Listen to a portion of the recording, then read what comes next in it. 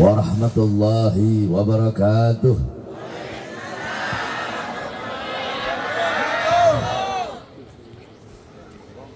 Alhamdulillahil qawiyyi sultanuh al-wadihil burhanuh al-mabsut fil wujud karamuhu wa ihsanuh. Allahumma salli wa sallim wa barik wa karrim wa azim ala nuril anwar wa sirril asrar wa tiryakil akhyar wa miftahi babil yasar Sayyidina wa maulana Muhammadinil Mukhdar wa alihil athhar wa ashabihil akhyar adada ni'amillahi wa ifdalih, amma ba'd. Yang saya cintai, yang saya muliakan, para alim ulama, para habaib, para kiai, para asatid, para ajengan, para tokoh masyarakat, para sesepuh, para aparat pemerintah, wabil khusus sahibul hajat, sahibul bait. Acara apa ini? Oh, walimatul arus. Panitia peringatan Maulid Nabi besar Muhammad sallallahu alaihi wasallam beserta panitia walimatul arus daripada saudari Siti Halimah dan Ahmad Tabrani beserta seluruh hadirin hadirat, bapak-bapak, ibu-ibu, khususnya para pemuda-pemudi umat baginda Nabi besar Muhammad yang selalu dimuliakan oleh Allah Subhanahu wa taala. Alhamdulillah, segala puji dan syukur kehadirat Allah Subhanahu wa taala, yang dimana Allah Subhanahu wa taala memberikan kepada kita kenikmatan yang paling besar, anugerah yang paling besar, rahmat yang paling besar, yaitu adanya, lahirnya cahaya alam semesta baginda agung Nabi besar Muhammad sallallahu alaihi wasallam. Saudara-saudara sekalian yang dimuliakan oleh Allah, sebelumnya saya mohon maaf karena tidak bisa lama. Malam hari ini ada 4. Tadi saya ceramah di mana itu yang jalannya naik rusak itu, Kali Bunder. Kali apa? Ah, itu di situ. Makanya agak encok badan saya gitu. Di situ saya ceramah, saya beserta masyarakat di situ menyerukan kepada lurah sama camatnya untuk segera membangun jalan tersebut. Karena itu adalah suara rakyat, suara masyarakat. Kalau lurah sama camatnya nggak dengerin suara rakyat, besok bukan suara lagi, batu yang melayang. Nah, jadi dari situ ke sini, nah dari sini nanti malam ini di Pelabuhan Ratu ada 2 tempat lagi. Jadi saya nggak bisa lama, walaupun sedikit, insya Allah bermanfaat.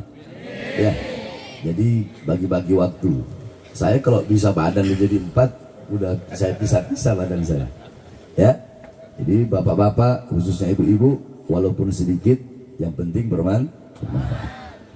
Pertama, saya tidak membahas Maulid Nabi Muhammad karena sudah banyak yang bahas Maulid.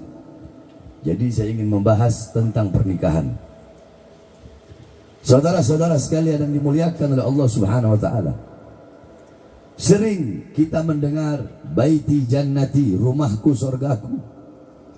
Saudara-saudara, ketahuilah, rumahku surgaku bukanlah rumah yang mewah, bukanlah rumah yang megah, bukan rumah 2 tingkat, bukan rumah yang di dalamnya terdapat perabotan-perabotan yang mahal, bukan rumah yang di dalamnya terdapat suami yang ganteng, suami yang kaya, istri yang cantik, anak-anak yang pintar dalam urusan dunia. Bukan itu rumahku surgaku. Tetapi rumahku surgaku adalah rumah yang di dalamnya terdapat suami yang taat kepada Allah, suami yang patuh kepada Allah, suami yang tunduk kepada Allah, suami yang bisa menjadi imam yang baik bagi istri dan anak-anaknya, seorang istri yang solehah, seorang istri yang taat kepada Allah, patuh kepada Allah, tunduk kepada Allah, seorang istri yang menghidupkan rumah tangganya dengan ajaran baginda Nabi besar Muhammad, seorang istri yang solehah, alimah, abidah, zahidah, wari'ah, seorang istri yang ikhlas menerima kekurangan suaminya, seorang istri yang sabar dalam urusan rumah tangganya, mengurus suaminya, mengurus anak-anaknya. Anak-anak yang taat kepada Allah, yang patuh kepada Allah. Anak-anak yang pintar dalam Al-Quran, pintar dalam agama Islam. Anak-anak yang menghidupkan hari-harinya dengan sunnah-sunnah baginda Nabi besar Muhammad.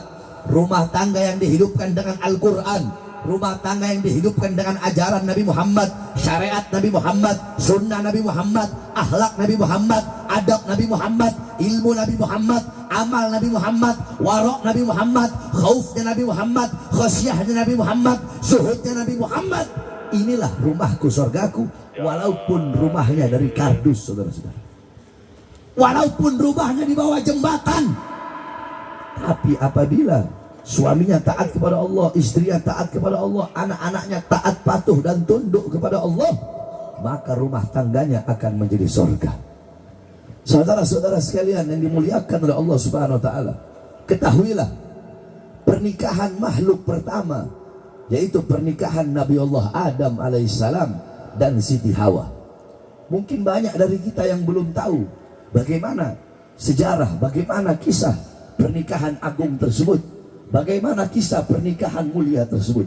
Ketahui bapak-bapak, ibu-ibu, Nabi Allah Adam alaihissalam Allah ciptakan dari 4 macam tanah. Tanah yang berwarna hitam, tanah yang berwarna putih, tanah yang berwarna kuning, dan tanah yang berwarna coklat.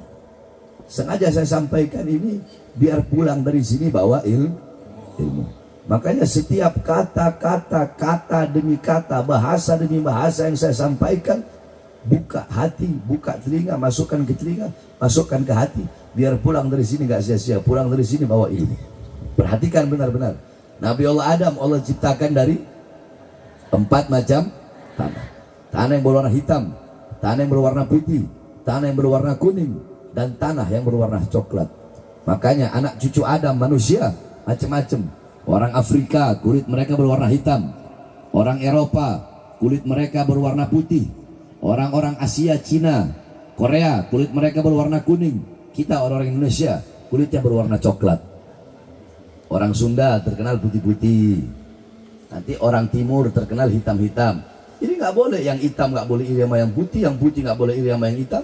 Kalau kita hitam ya kita kebagian mungkin tanah warna hitam, yang putih kebagian tanah warna putih, yang kuning kebagian tanah warna, yang coklat kebagian tanah warna coklat. Bersyukur kepada Allah Subhanahu wa ta'ala. Allah ciptakan Nabi Allah dari 4 macam tanah. Ketika Allah ciptakan Nabi Allah Adam alaihissalam, maka Allah perintahkan seluruh makhluk yang ada di langit untuk bersujud kepada Nabi Allah Adam alaihissalam. Allah suruh bersujud kepada Nabi Allah Adam alaihissalam. Kenapa? Yang pertama, hakikat Allah perintahkan seluruh malaikat untuk bersujud kepada Nabi Allah Adam untuk menghormati, memuliakan, mengutamakan nur cahaya baginda Nabi besar Muhammad yang ada di dalam tulang sulbi Nabi Allah Adam alaihissalam. Yang kedua, untuk menghormati dan memuliakan Nabi Allah Adam sebagai khalifah, sebagai pemimpin di muka buminya Allah Subhanahu wa ta'ala. Singkat cerita, Allah ciptakan Nabi Allah Adam alaihissalam. Nah saudara-saudara, Nabi Allah Adam di sorga merasa kesepian. Walaupun di sorga ada berbagai macam kenikmatan, ada berbagai macam keindahan, tapi Nabi Allah Adam alaihissalam merasa kesepian, merasa kesunyian. Kenapa? Karena tidak ada satupun makhluk di sorga yang sejenis dengan Nabi Allah Adam alaihissalam. Sehingga Allah yang maha tahu keadaan hambanya, Allah ingin menghibur kesedihan dari para Nabi Allah Adam alaihissalam. Kesepiannya Nabi Allah Adam, Allah ingin menghiburnya. Makanya Allah ciptakan Sayyidatuna Hawa atau Siti Hawa. Allah ciptakan, Allah ambil tulang rusuk sebelah kiri Nabi Allah Adam alaihissalam. Tulang rusuk sebelah kiri Allah ambil, baru Allah ciptakan Siti Hawa dengan segala macam sumber keindahan, sumber kecantikan, sumber keelokan, sumber kebersihan, sehingga Siti Hawa menjadi makhluk yang paling cantik di langit dan paling cantik di muka buminya Allah Subhanahu wa ta'ala. Setelah Allah ciptakan Siti Hawa, ibu-ibu, maka Nabi Allah Adam alaihissalam langsung melihat Siti Hawa. Ketika Nabi Allah Adam alaihissalam melihat Siti Hawa, Nabi Allah Adam berkata, "Siapa engkau?" dan untuk siapa engkau Allah ciptakan? Tiba-tiba Siti Hawa berkata, aku adalah Hawa dan aku Allah ciptakan untukmu wahai Adam. Ketika Siti Hawa berkata seperti itu, Nabi Allah Adam berkata, jikalau engkau Allah ciptakan untukku, kemarilah engkau wahai Adam. Apa kata Siti Hawa? Tidak, engkaulah yang kemari wahai Adam. Nabi Adam pun menghampiri Siti Hawa. Makanya adat istiadat atau menjadi kebiasaan bagi kita, kalau acara nikah atau kalau mau ngelamar, laki-laki yang ngelamar perempuan, laki-laki yang mendatangi perempuan. Ini adalah suatu keagungan, ini suatu kemuliaan yang Allah Subhanahu wa taala berikan kepada kaum kepada kaum Hawa. Cuma perempuan zaman sekarang nggak tahu diri. Nggak tahu dirinya bagaimana? Mereka yang bawa diri ke laki-laki, saudara-saudara. Banyak nggak? Banyak nggak? Nah, perempuan yang bawa diri ke laki-laki berarti perempuan nggak tahu diri. Perempuan yang tidak tahu akan kemuliaan yang Allah berikan bagi kaum Hawa. Nah, Siti Hawa berkata, kesinilah engkau wahai Adam. Datang Nabi Allah Adam alaihissalam. Ketika Nabi Allah datang, Nabi Allah Adam ingin menyentuh Siti Hawa. Tiba-tiba terdengar suara, wahai Adam, belum sah bagimu untuk menyentuh Hawa sebelum adanya pernikahan. Kemudian Allah Subhanahu wa taala berfirman, jadi Allah yang berkata, wahai Adam, belum sah bagimu untuk menyentuh Hawa sebelum adanya pernikahan. Kemudian Allah Subhanahu wa taala berfirman, keagungan adalah kebesaranku. Kesombongan adalah kebesaranku. Keagungan adalah kainku. Aku menyaksikan seluruh makhluk-makhluk yang menempati langitku. Dengan ini aku nikahkan Adam dan Hawa dengan mas kawin bersolawat kepada kekasihku Muhammad dengan 10 kali solawat.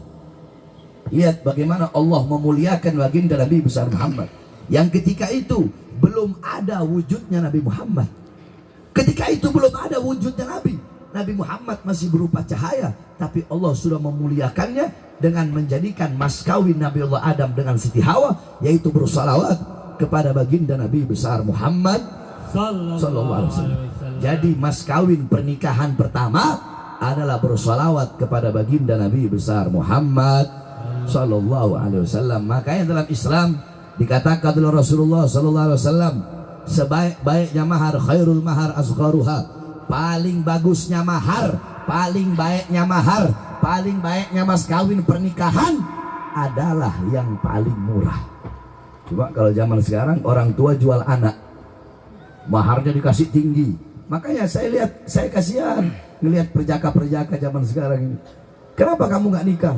Saya takut beb mau nikah, nanti biaya nikahnya mahal, sekian puluh juta, 40 juta, 50 juta ya. Kalau 10, 20, 30 masih wajar lah. Sampai ada yang pakai istilah ganti air susu. Oh, saya nyusuin saya punya anak dari lahir sampai sekarang itu harus diganti air susunya. Berapa? Oh, sekian ratus juta, sekian ratus juta. Ini orang tua jual anak, saudara-saudara.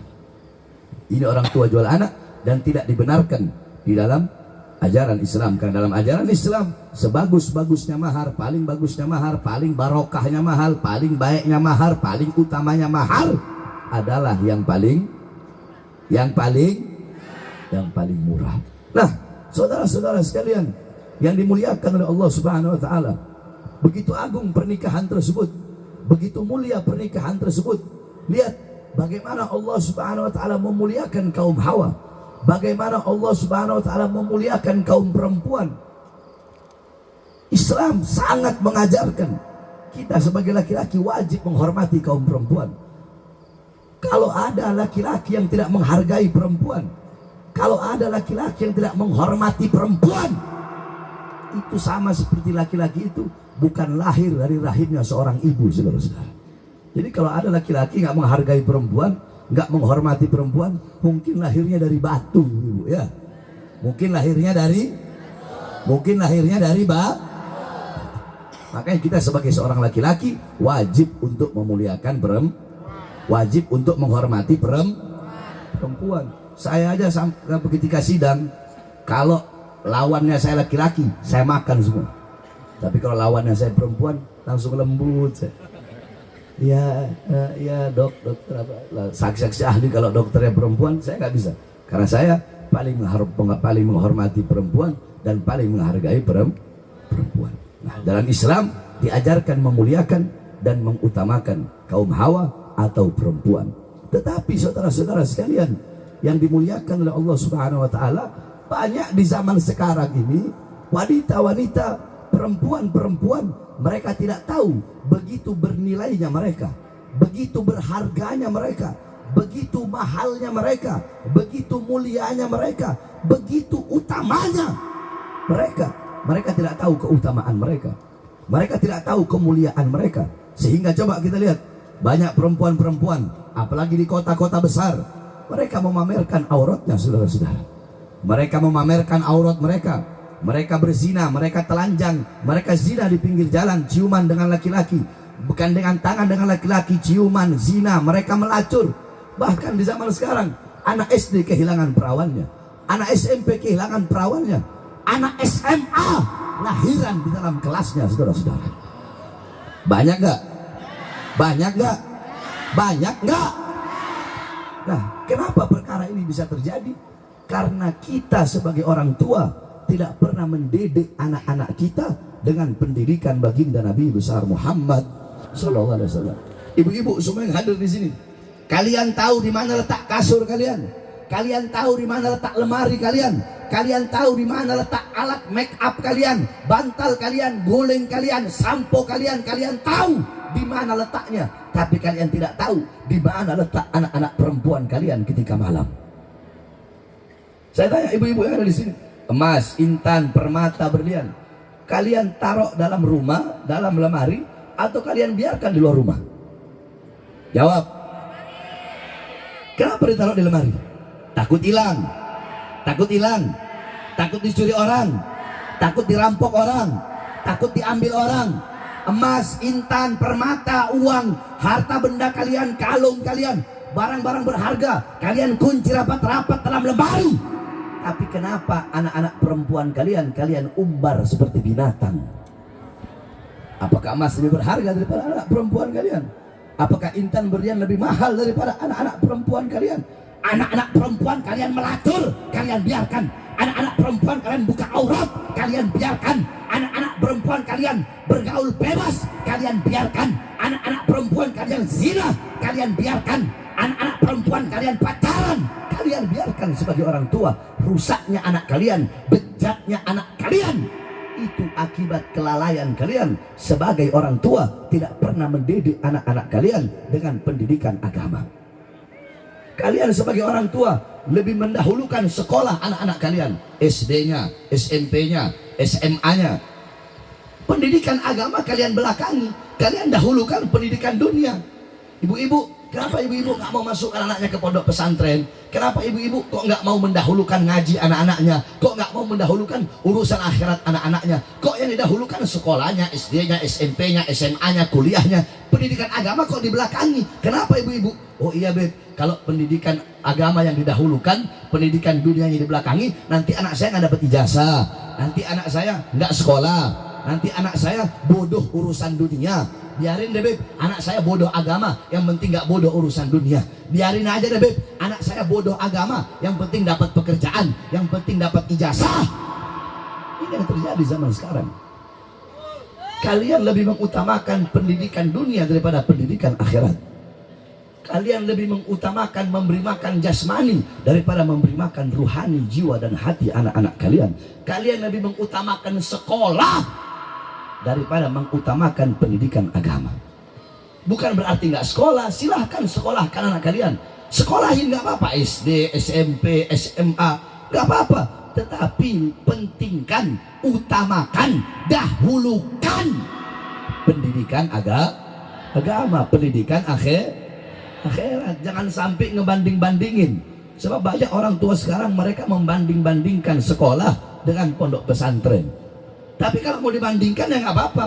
Ayo kita bandingkan pondok pesantren dengan sekolah. Jawab semua yang keras. Yang paling banyak jadi pelacur dulunya, mereka itu mondok atau sekolah? Mondok atau sekolah? Yang paling banyak jadi perampok, jadi pencuri, jadi koruptor, mereka dulu mondok apa sekolah? Mondok apa sekolah? Yang paling banyak mabuk-mabukan narkoba, mereka dulu mondok apa sekolah? Mondok apa sekolah? Yang paling banyak dari pejabat-pejabat zolim, mereka dulu mondok apa sekolah? Mondok apa sekolah? Yang paling banyak nggak perawan, di pondok apa sekolah? Di pondok apa sekolah? Berarti kebejatan, kerusakan lebih banyak di mana? Pondok apa sekolah? Pondok apa sekolah? Makanya jangan pernah membanding-bandingkan pondok pesantren sama sekolah. Bukan berarti nggak boleh sekolah, silahkan sekolahkan putra putri kalian, tetapi kita harus mengutamakan pendidikan pendidikan akhir. Ibu-ibu paham? Paham? Ini yang pertama. Yang kedua dan yang terakhir, saya wasiatkan kepada ibu-ibu. Di sini kan ibu-ibu udah pada bersuami semua, iya kan? Iya kan? Ibu-ibu ketahuilah, sorganya kalian bukan berada di bapak ibu kalian. Sebelum kalian menikah, ketika kalian masih gadis, sorga kalian ada pada bapak ibu kalian. Tapi ketika kalian sudah menikah, sorga kalian bukan di bapak ibu kalian, tapi sorga kalian ada di telapak kaki suami kalian. Kalian sebagai seorang istri, mau kalian sholat sampai kalian sujud dahinya hancur, kalian sujud sampai dahinya hancur, kalian puasa sampai badannya kurus tinggal tulang, kalian sedekah sampai hartanya habis, sampai harta kalian habis, kalian haji 99.000 kali, tapi kalau nggak dapat ridhonya suami, nggak bakal dapat ridhonya Allah. Ini saya perhatikan istri zaman sekarang ini pada durhaka sama suaminya. Ibu-ibu sabar, istri dulu nanti baru suami. Zaman sekarang ini saya lihat istri pada durhaka sama suaminya. Makanya seorang istri jarang mendapatkan keberkahan karena itu, durhaka sama suami. Makanya sering saya sampaikan, zaman sekarang saya kalau mau cari perempuan yang cantik, perempuan yang pintar urusan dunia, sehari mungkin puluhan perempuan bisa saya dapatkan. Tapi yang susah nyari perempuan yang ikhlas menerima kekurangan suaminya. Sebab kenapa? Perempuan zaman sekarang ikhlasnya nerima kelebihan doang, nerima kekurangan suaminya nggak mau. Suami datang bawa uang disayang, nggak datang bawa uang habis suami diomelin.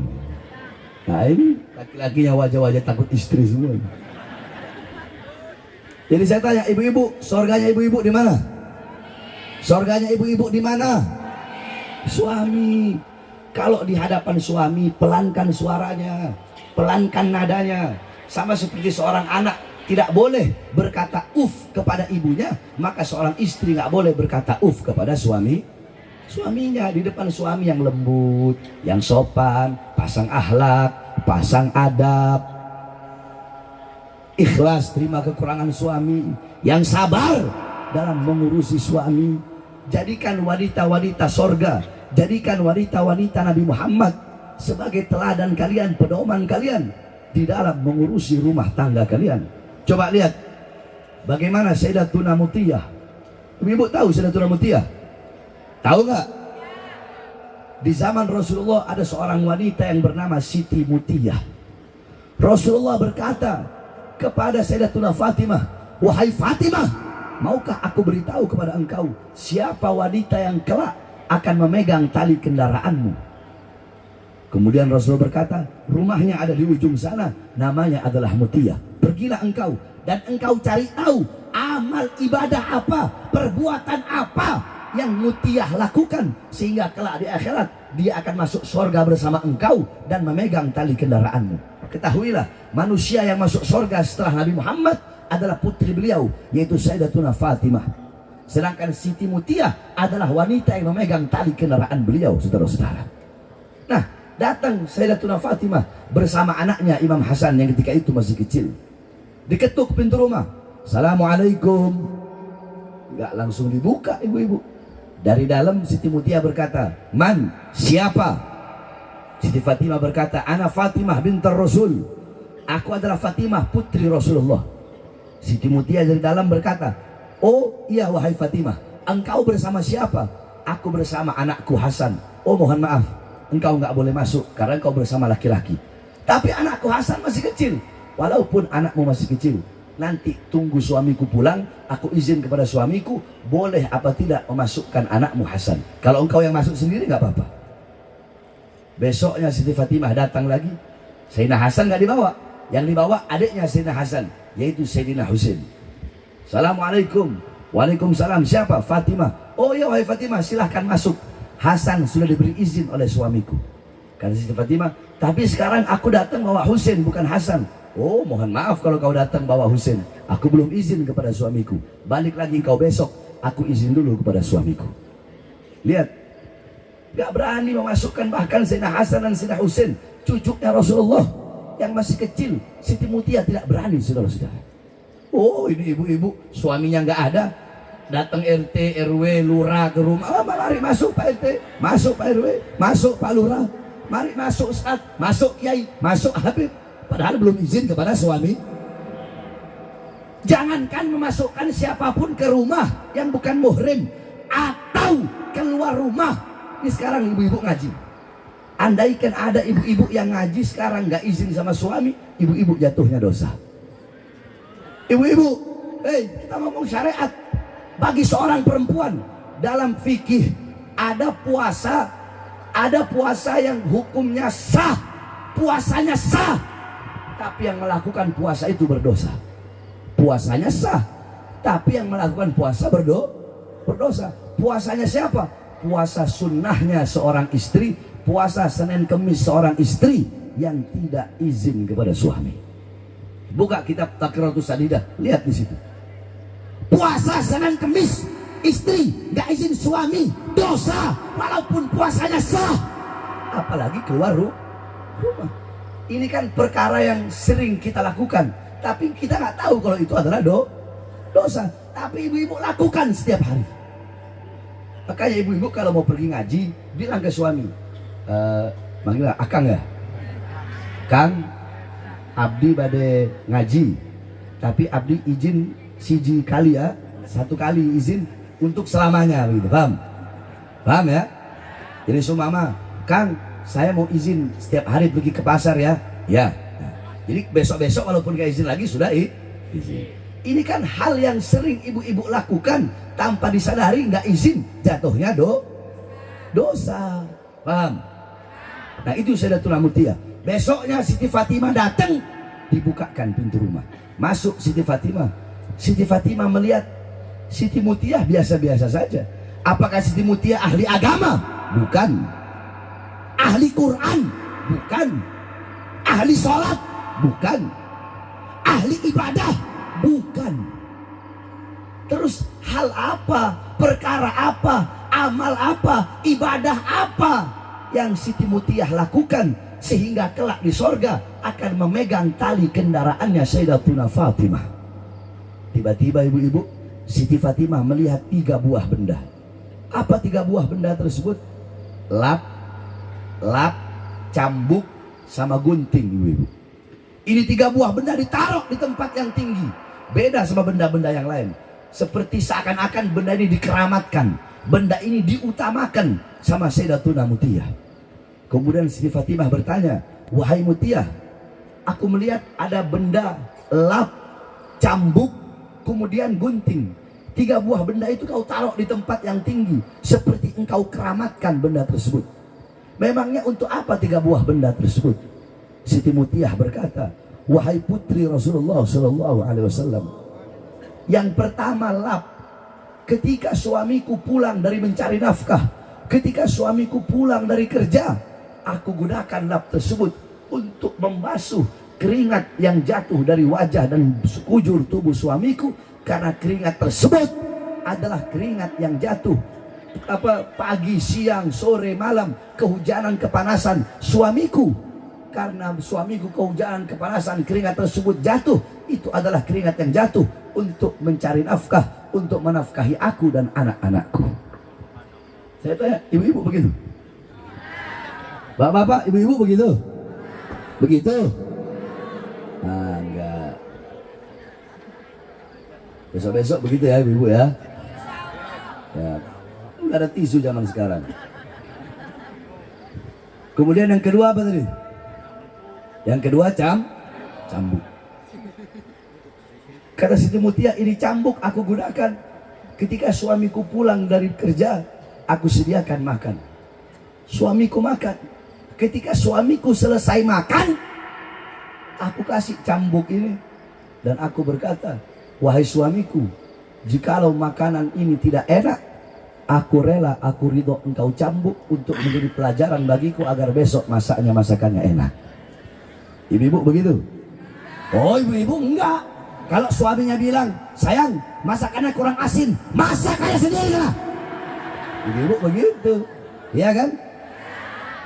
Udah dimasakin, pakai protes, kurang asin lah, kurang ini lah, masak aja sendiri.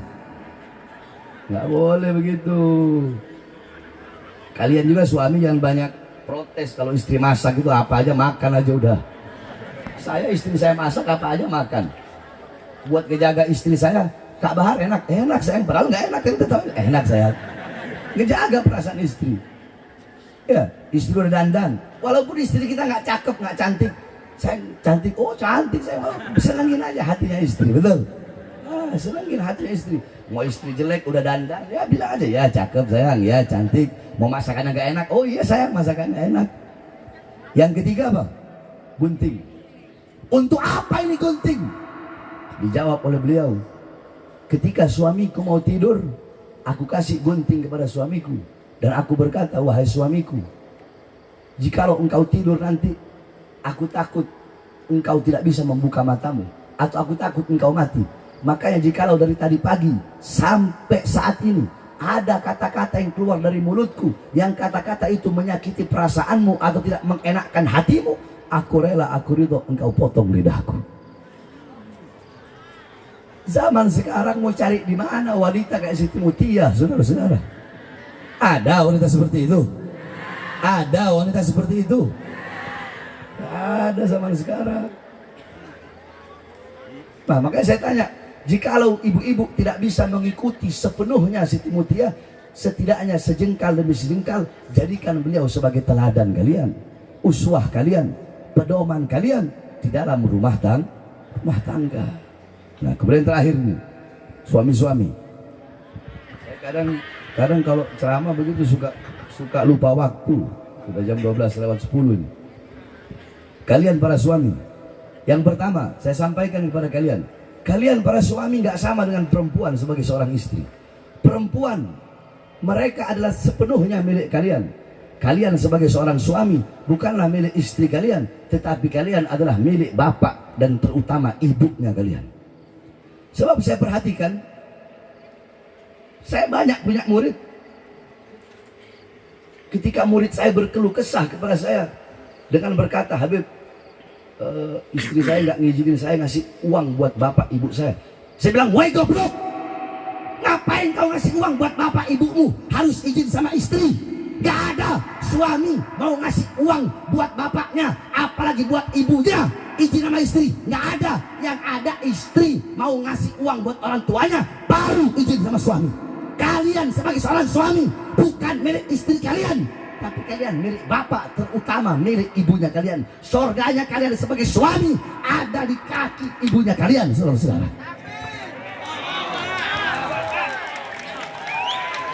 Jadi gak boleh, jangan suami mau ngasih uang buat bapak, apalagi buat ibunya, izin dulu ke istrinya. Nggak ada itu. Nggak ada. Yang ada perempuan kalau mau ngapa-ngapain harus izin ke ibu-ibu, paham? Nah, saya ibu-ibu di sini mau ngelarang suaminya ngasih uang buat orang tua? Mau ngelarang? Nah, nggak boleh. Perhatikan kalian suami, kalian milik bapak, apalagi ibunya kalian. Jadi bedanya laki-laki sama perempuan itu aja. Perempuan kalau udah nikah sepenuhnya milik suami. Mau dia nikah ratusan kali, dia bukan milik istrinya. Bukan milik istri pertama, kedua, ketiga, keempat, bukan. Tetapi dia milik ibunya dia, saudara-saudara. Ibu-ibu, saya jadi begini karena satu. Kenapa? Baktinya saya kepada ibunya saya. Ibu saya taruh di atas kepala bagaikan mahkota. Makanya Allah berikan ini kepada saya. Yang lain saya nggak pakai. Satu manusia pun nggak ada yang saya takuti, kecuali saya punya sorga. Siapa? Saya punya mahkota. Siapa? Saya punya ibu. Itu yang saya takuti, manusia yang saya takuti. Selain itu nggak ada, iblis saya makan, nggak ada. Saya cuma takut sama saya punya ibu. Saya kalau depan ibu saya, jadi kayak anak tikus yang manja sama ibunya. Makanya itu saya sampaikan kepada suami-suami yang ada di sini.